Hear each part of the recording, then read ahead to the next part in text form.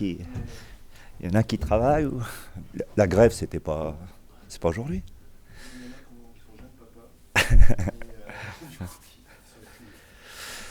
Allez, on est parti. Qu'est-ce que ça fait de disposer du meilleur effectif? Je m'y attendais. Non, c'est toujours délicat de se comparer. Moi, je trouve que se comparer, c'est se frustrer. Et je veux pas rentrer dans ce jeu des comparaisons parce qu'on peut tout comparer, les effectifs, on peut comparer le recrutement, on peut comparer les âges, on peut comparer l'expérience, enfin on peut tout comparer. Et je pense que j'ai pas envie de rentrer dans ce jeu-là parce que je préfère vraiment me concentrer sur mon effectif et l'optimiser euh, plutôt que d'aller dans cette philosophie-là. Après, je dirais de façon très pragmatique, pour moi, le meilleur effectif, c'est celui qui est le premier. C'est le terrain, c'est toujours le terrain qui décide. Et c'est celui-là qui en effet, valide la qualité de l'effectif ou pas. Par rapport du coup au mercato et au non-remplacement d'Albert Ellis, avec 2 jours de recul, comment vous voyez les choses? Est-ce que vous avez peur de manquer de ce joueur qui pourrait vous apporter de la profondeur, de l'impact, de la vitesse? Non, non, c'est pas du tout de la peur. Il y avait une demande. On était vraiment très raccord sur ce profil de joueur. Cet attaquant qui était capable en effet d'amener de la profondeur et puis de la vitesse qui correspondait au profil de Albert. Donc on était tout à fait d'accord. Ce joueur n'a pas pu nous rejoindre pour diverses raisons. Ça me regarde pas. Maintenant, c'est clair que Albert, même si il nous a pas fait 6 mois extraordinaires parce que le joueur souhaitait en effet partir jouer ailleurs. Il a quand même fait 16 matchs. Et je regardais, il en a fait 6 titulaires. Sur les 6 titulaires, et on a gagné 3 fois, on a fait 3 matchs nuls. Quand il a été associé avec Joss pendant 8 matchs, Josh a marqué 8 buts. Donc, quoi qu'on en dise, en faisant 6 mois, évidemment moyen, on est d'accord, puisqu'il avait quand même la tête ailleurs, il a eu un impact sur notre équipe. Donc aujourd'hui, il n'a pas été remplacé au niveau de son profil.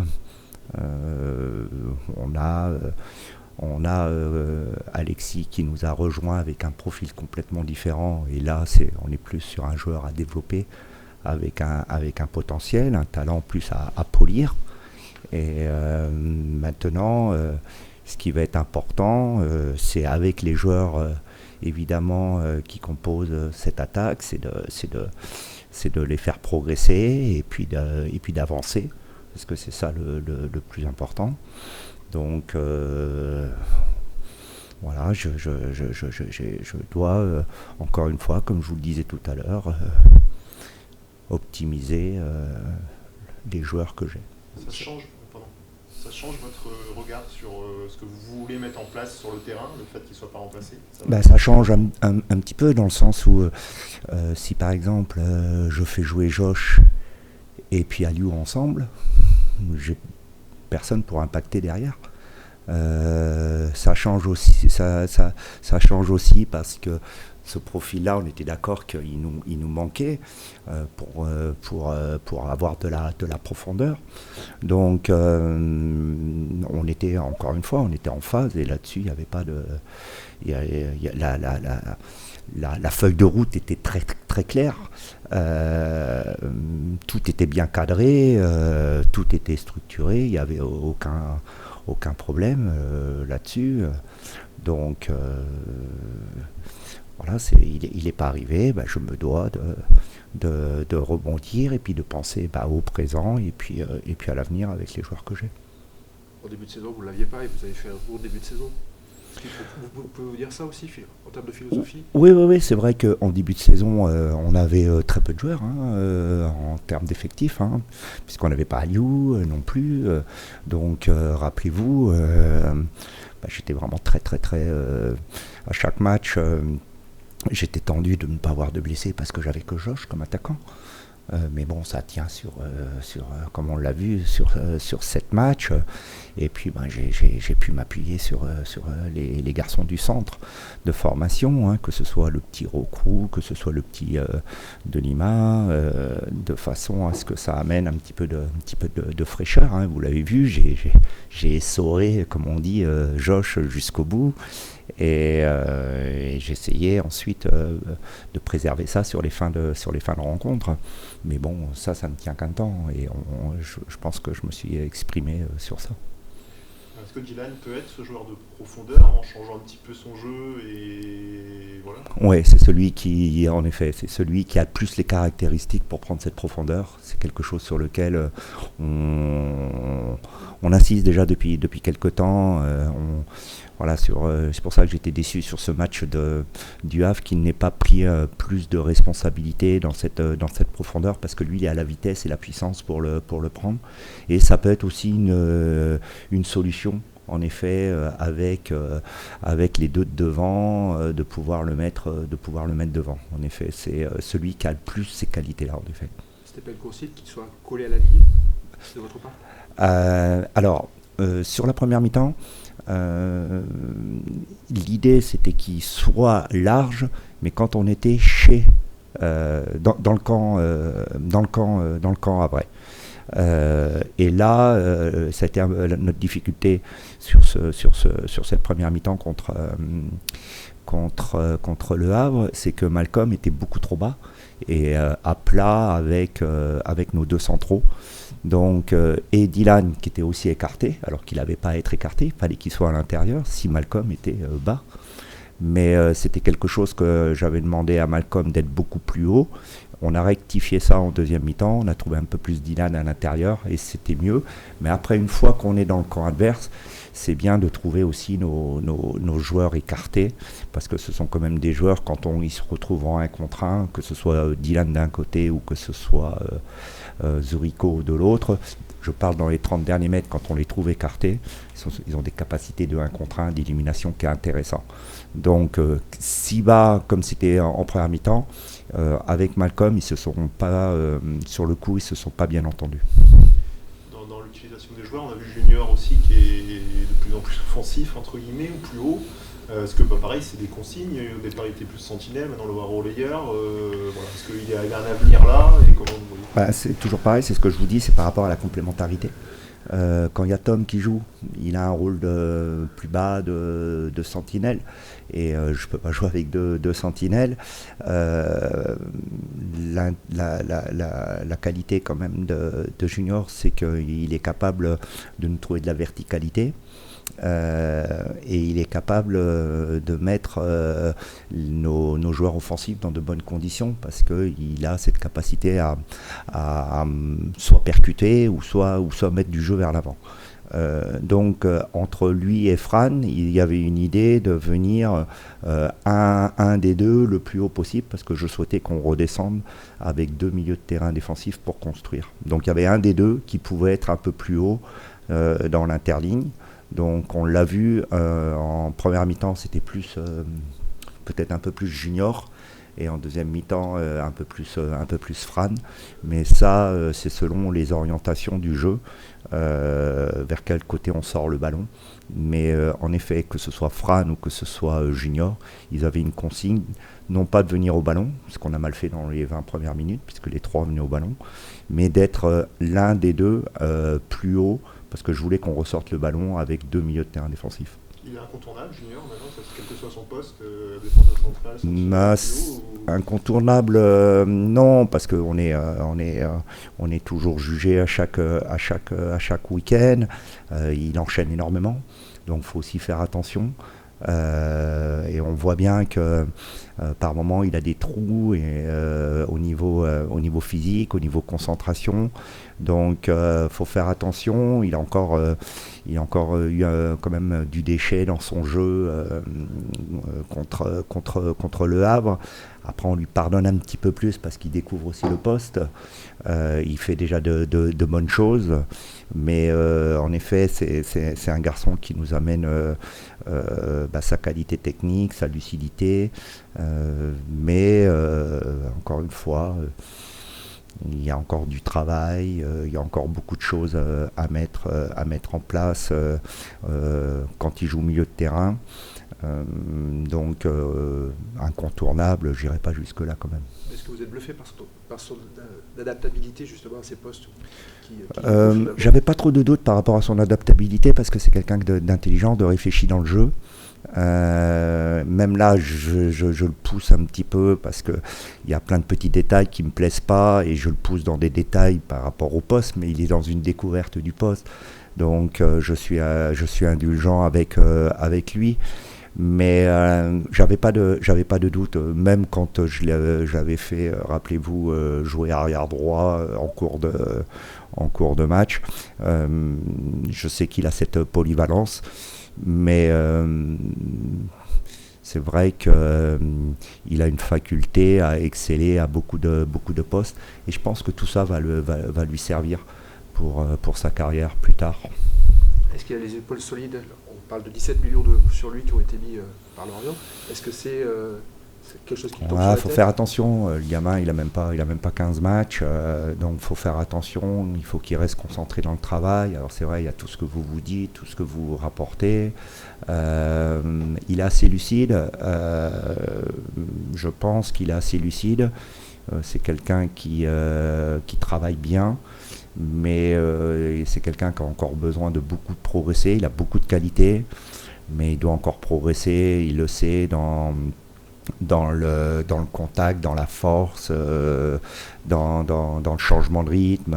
Il doit progresser encore dans le travail, vraiment d'aller presser fort sur l'adversaire, d'aller arracher des ballons.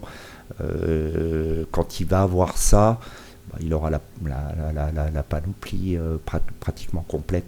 Mais ça, il faut encore qu'il aille le chercher parce qu'au très haut niveau, c'est indispensable.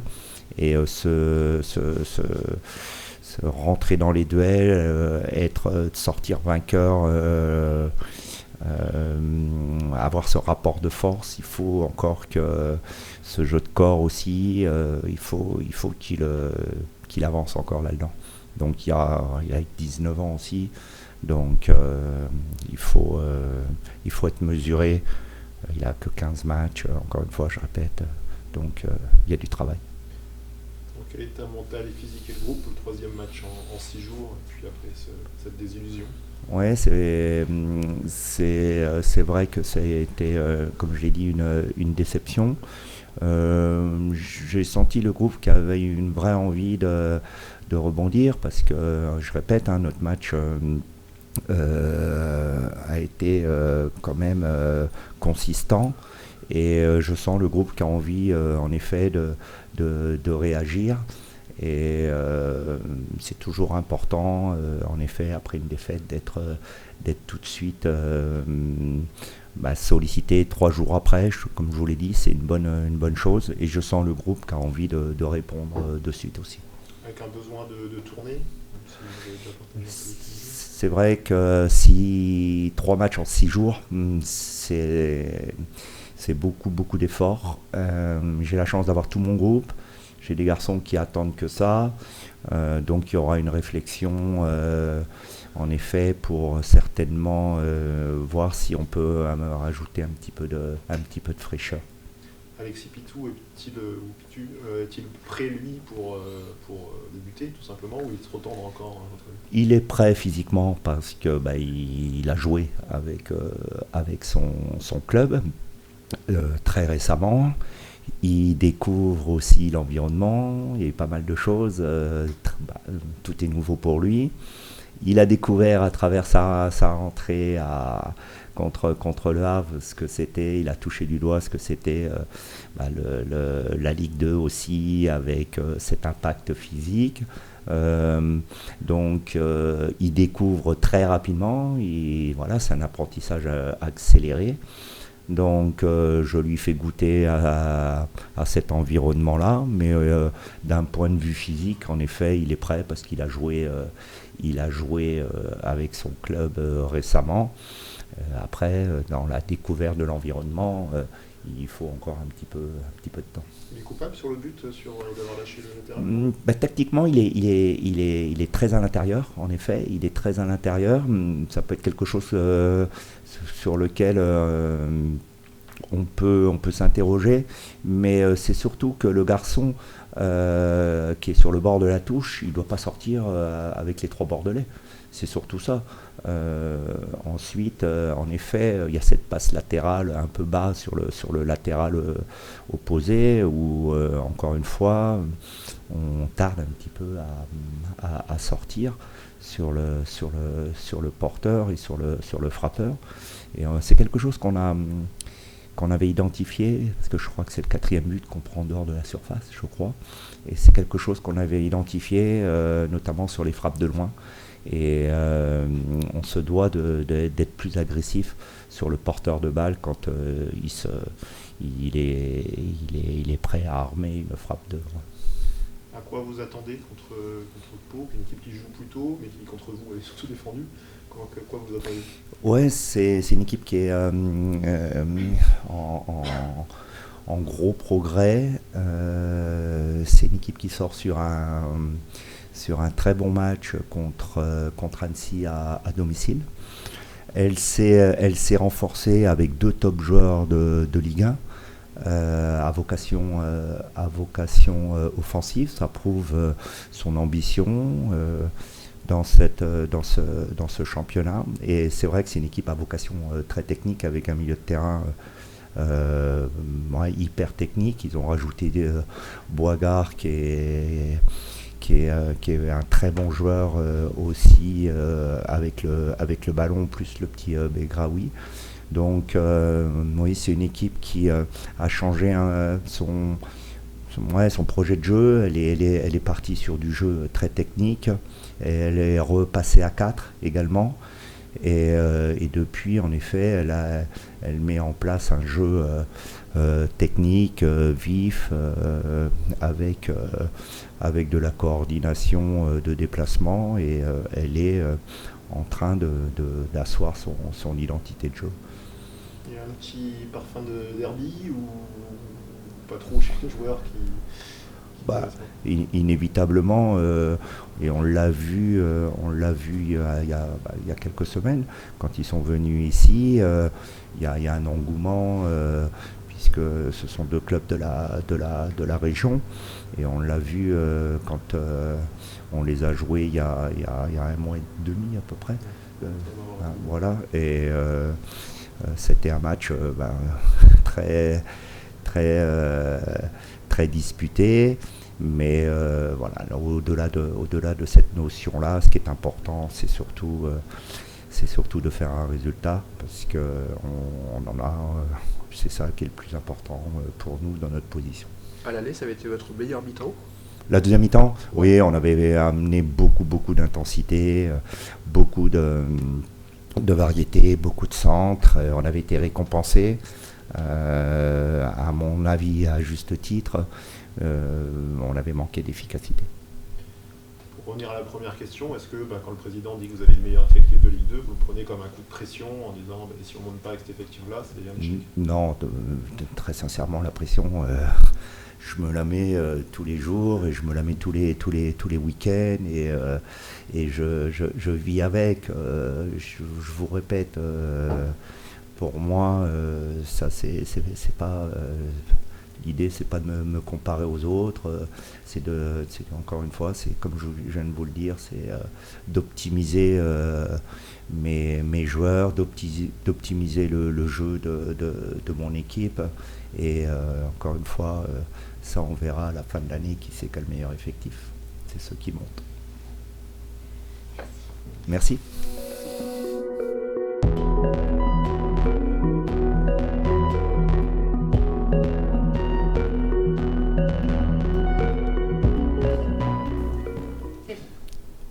Bonjour, comment vous avez un peu digéré la déception de mardi, et voilà, est-ce que tu as senti un groupe un peu touché? Bonjour à vous déjà. Et on essaye de passer vite à autre chose. On a vite la chance d'enchaîner vite et puis passer à autre chose par rapport au match de mardi. Et non, le groupe n'est pas touché. On a un groupe soudé, solidaire. On sait que voilà, il reste beaucoup de matchs. Il y a une déception certes, mais bon, faut vite se relever et passer à autre chose et continuer parce que aujourd'hui il y a du monde qui revient, qui recolle et il faut vite qu'on reprenne nos deuxième place. C'est un coup de pression quand même. Maintenant, on voit que le Havre a quand même fait un bon break. On se dit qu'il va pas falloir traîner si vous voulez pas rater ce qui est l'objectif maintenant, qui est la montée.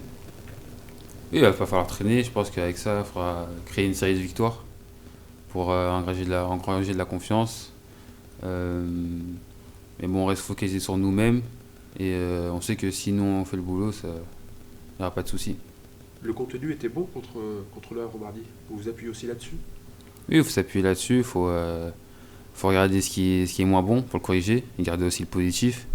On sait que depuis 2 matchs, on fait beaucoup de progrès sur notre bloc, on avance beaucoup sur l'adversaire, on met beaucoup de pression et je pense que c'est ça qu'il faut garder et continuer avec le match qui arrive contre Pau. Alors toi, est-ce que tu es défenseur, sentinelle, relayeur ou arrière droit?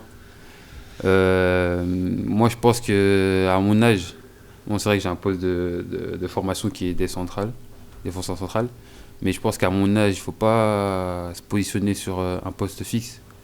Aujourd'hui, je peux jouer défense centrale comme milieu de terrain. Et je pense que ça, c'est bien pour moi, pour la suite de ma carrière. Que je montre que je suis polyvalent et que demain, on ne sait pas. Souvent, on descend au fil de la carrière. Mais bon, moi, je pense que je montre ma polyvalence et c'est très bien comme ça. Tu peux finir avant-centre d'ici la fin de saison, peut-être? Non, je pense pas. Je sais pas. On sait pas de quoi demain est fait, on sait pas. Mais non, mais c'est bien de ne pas être fixé à un poste et découvrir tout ce qu'on peut découvrir. À Lyon, tu avais déjà été utilisé un peu à différents postes ou pas forcément? Non, pas forcément. Bon, après, c'est vrai que j'avais dit que j'avais jamais joué à ce poste-là. Bon, il y a un coach de la formation qui m'a attrapé, qui m'avait déjà essayé à ce poste-là au milieu, devant la défense. Mais non, pas vraiment. J'ai vraiment joué défenseur. J'ai eu la chance par moment de jouer un peu plus haut, mais sans plus, oui. On prend le même plaisir à tous les postes? Oui, on prend le même plaisir. Peut-être au milieu de terrain, on touche plus de ballons, on peut plus apporter, mais c'est toujours le même plaisir de jouer au football. Moi, tant que je suis sur le terrain et que je joue au football, je suis content. Ça change quoi en termes de toi dans le jeu, voilà, quand tu es dev central ou là où tu es relayeur, ça change beaucoup de choses, tu prends plus de risques, comment tu vois les choses? Oui, en étant plus haut sur le terrain, je peux prendre plus de risques, mais tout en ayant un risque mesuré. Je peux plus aller dans la verticalité, parce que défenseur central, j'essaye aussi d'apporter ma verticalité, mais il faut vraiment qu'il n'y ait pas d'erreur, sinon on se retrouve direct en situation. Donc ça me libère un peu plus sur ce niveau-là et je peux montrer par mes qualités pour apporter à l'équipe. Tu aimes te projeter?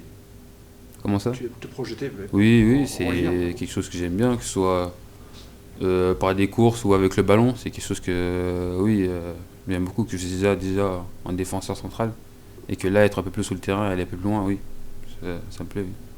Tu t'es refait l'action du début de match plusieurs fois dans la tête avec cette frappe sur la barre? Oui, même plein de fois, j'ai eu du mal à dormir la nuit ou je sais pas comment aujourd'hui encore, je sais pas comment elle est sur la barre, mais bon, faut vite passer à autre chose. Faut pas cogiter, rester sur ça.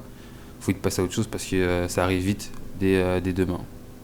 Tu as eu un peu de déchets aussi dans le jeu, notamment en première mi-temps. C'est des choses que tu essayes un peu de corriger justement sur les choix, sur quand est-ce qu'il faut prendre le risque, quand est-ce qu'il faut peut-être temporiser, ou tu n'en as pas parlé au coach? Oui, même moi, de moi-même, je suis conscient que il faut que c'est des choses qu'il faut corriger, perdre moins de ballons, être constant au niveau du jeu. Par moments, je peux faire des bonnes phases et par moments des moins bonnes. Vraiment, j'essaie de trouver cette constance-là vraiment au milieu de terrain, de tout le temps perdre le moins de ballons possible, tout le temps être bon à chaque ballon. Oui. Le coach, et nous, on a tendance à louer, entre guillemets, pour ton âge, ta lecture du jeu. Tu regardes beaucoup de foot, ou il y a quelque chose d'inné qui fait que, voilà, ou tu regardes beaucoup de matchs en essayant d'enregistrer. Bah oui, je pense déjà qu'il y a quelque chose d'inné. C'est mes habitudes, mes qualités qui font que je sens bien le jeu. Et puis après, oui, moi je suis un passionné de football, je regarde tous les matchs vraiment, que ce soit en France, en Angleterre, en Espagne, vraiment. Dès que je peux regarder du football, je regarde. Donc je pense que ça aussi, ça m'aide beaucoup à voir, à comprendre le jeu. Je pense que ça c'est le plus important. Tu es un modèle de défenseur ou de joueur polyvalent comme modèle? J'ai pas vraiment de modèle. Je regarde vraiment, comme je regarde beaucoup de football, je regarde à peu près de tout. J'essaie vraiment de regarder de tout, que ce soit à la télé ou même avec mes coéquipiers. J'écoute, je regarde, j'observe. Et après, parfois, moi, j'essaie de mettre en application. Est-ce que tu aurais pu partir au cours du mois de janvier? Franchement, pour ma part, la question, c'est pas vraiment posée. Parce que je suis ici depuis un petit moment déjà. Je me sens bien, je suis dans un club où je me sens bien aussi, la vie me sent bien. On a un super groupe, on est solidaires, il y a une bonne ambiance. On vit des moments depuis le début de saison qui sont magnifiques. Et j'ai à cœur de continuer la saison avec ce groupe vraiment et de vivre encore plus de bons moments. Il y avait un risque de brûler les étapes en partant? Un risque, non, pas forcément. Je pense que j'ai réfléchi par rapport à comment je suis. Pardon. Il faut que je me sente bien là où je suis. Et aujourd'hui, c'est le cas, je suis content, donc je vois pas de raison de partir. Quand ça va très vite pour toi quand même, puisqu'il y a 6 mois, tu jouais à peine, est-ce qu'il y a un risque de t'éparpiller? Est-ce que des fois tu te dis, bon, faut que je calme l'euphorie, il faut que je garde les pieds sur terre? Est-ce que tu as cette réflexion des fois? Non, franchement, moi, c'est jouer au football. Moi, tout ce que je veux, c'est jouer au football. On me met sur le terrain, j'applique les consignes du coach, j'essaie d'utiliser mes capacités, mes aptitudes sur le football au mieux que je peux. Et non, vraiment, moi, c'est vraiment jouer au football. Donc, je suis au football, je suis content et ça me va. Tu viens d'une famille de footballeurs? Un peu, oui. Mais qui au niveau, non, pas forcément, mais oui, il y a quelques personnes qui vont jouer au football. Et voilà, ça, je pense que c'est de la famille, oui. Tu te surprends un peu toi-même, la façon dont tu as réussi à rentrer dans l'équipe, à te mettre au niveau, et voilà, en 6 mois? Surprend, moi personnellement, non. Peut-être que j'en ai surpris des personnes, oui. Mais personnellement, moi, non, je sais que ce que je suis capable de faire. Je sais que j'ai encore des choses à aller chercher. Parce que aussi, depuis le début, dans notre formation, on nous dit que quand il faut arriver au niveau, il faut être prêt. Et je savais que quand ça allait arriver, j'allais être prêt. Donc non, par rapport à ce que je sais que je suis capable de faire, non, je ne suis pas surpris. Qu'est-ce qui sera la clé pour monter en Ligue 1, à ton avis? La clé, je pense que ça va être des séries de victoires. Beaucoup de confiance, beaucoup d'euphorie, emmener nos supporters avec nous. Vraiment, à domicile, tous les matchs ou à l'extérieur, tous les parquages, ils sont énormes. Il faut profiter de ça. Il faut emmener tout ce qui est positif avec nous pour continuer et aller atteindre nos objectifs. Tu pensais que la saison allait ressembler à ce que vous faites en ce moment? C'est vrai qu'au début, pendant la préparation, on était sur un nuage un peu... on ne savait pas trop où on allait. Mais dès qu'il fallait aller, commencer, on s'est tous mis ensemble, que ce soit les jeunes, après avec un peu d'expérience. On s'est dit qu'on va y aller, qu'on va le faire et qu'il n'y avait pas de raison que ça ne se passe pas comme ça. Il y a un peu de derby ou vous ne le ressentez pas spécialement? Je pense que oui, il y aura un esprit derby. Nous, pas spécialement, mais je pense qu'on sera là-bas, on va le ressentir. Je pense qu'il y aura beaucoup de monde. Je pense qu'il y aura vraiment cet esprit derby. Et voilà, un derby, il faudra le gagner.